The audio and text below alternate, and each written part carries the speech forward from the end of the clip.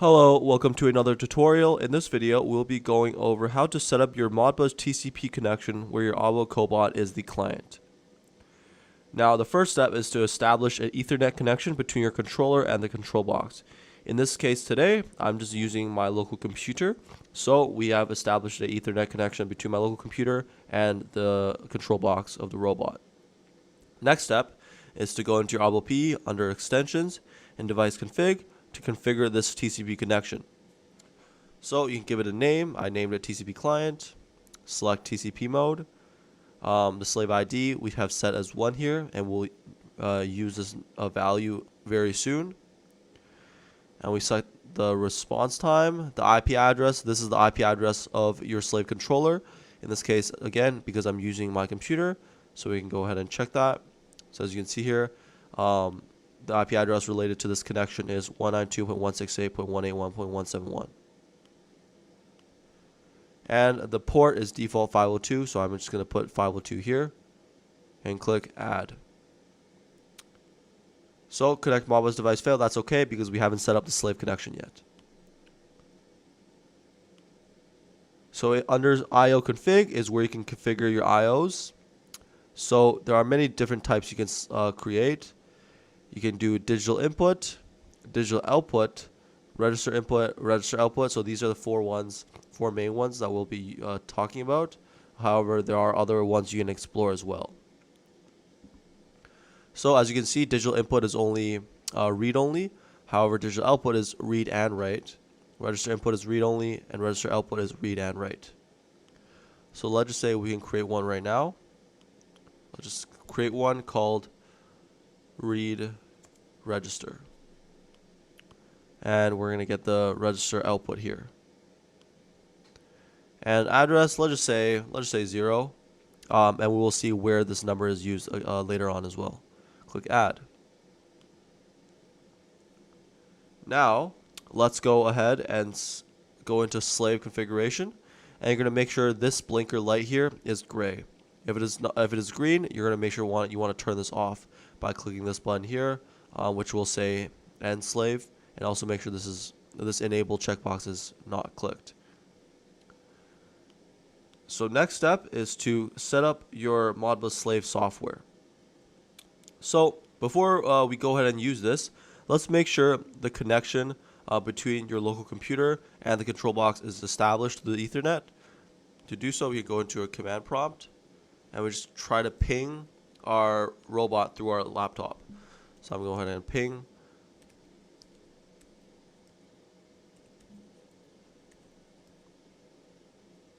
So the robot's IP address is this. And as you can see here, I'm getting it's pinging through. So the connection is established.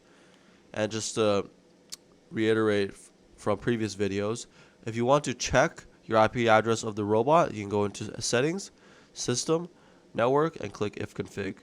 And you can see here 192.168.181.170.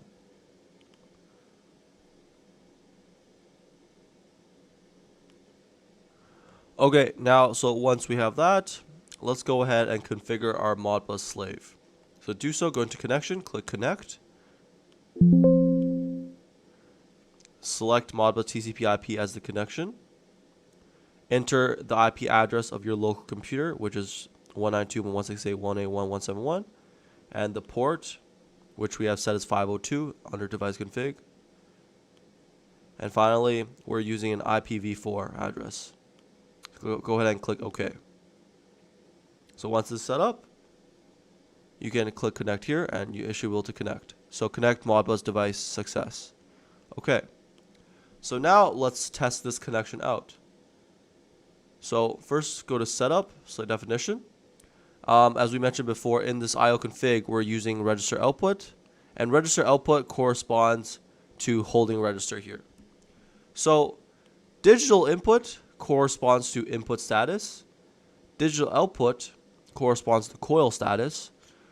Register input corresponds to input registers, and register output corresponds to holding register. So let's go ahead and select holding register and click OK.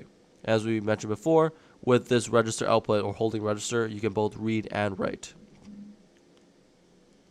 So let's try to write to the slave first. To do so, go into IO control, select read register. Let's just say we want to type 3, click send. And in our Modbus slave here, we can see that at address 0, the value has been changed to 3. And how come it's at address 0? The reason is that at address 0 is when we configured our IO, we selected 0 as the address, as the slave address here. However, let's say we want to change this to 2. Click modify. Now go into IO control. Let's say we want to send 6, send. As you can see here, at address 2, the value has been changed to 6. So as we mentioned before, it is read and write. So it is also able to read from the slave. So let's just say now we can go into IO config, so our IO state, and this is where we can track the state of our IOs. Let's say we want to change this value to 9. As you can see here, this read register analog output has been changed to 9. And you can go ahead and add other IOs as well. So let's just say we can add a digital in.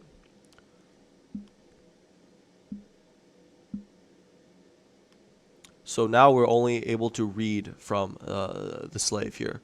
And then this address, you can either set it as the same address as before or a different address. Here, let's just say we want to use a different address. Say we want to click 3, add, and now here we want to set up the slave here. We want to use input status because here we're using digital input as the address type. Okay, so now if we change address 3, we can, because now it's only digital input, so it's only digital, so it's either on or off. So if we turn it on, go IO state, digital in is on. However, if we turn this off, as you can see here, digital in is off now.